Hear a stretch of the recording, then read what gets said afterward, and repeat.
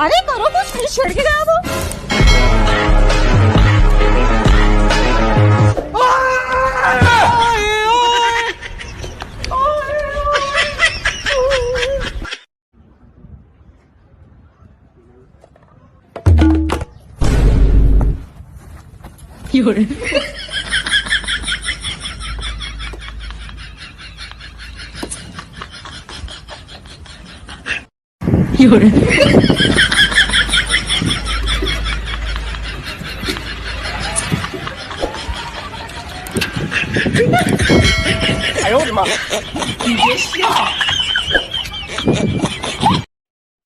जो अपनी पत्नी से प्यार करे उसको राम कहते हैं, जो कई औरतों से प्यार कर बैठे उसको आसाराम कहते हैं।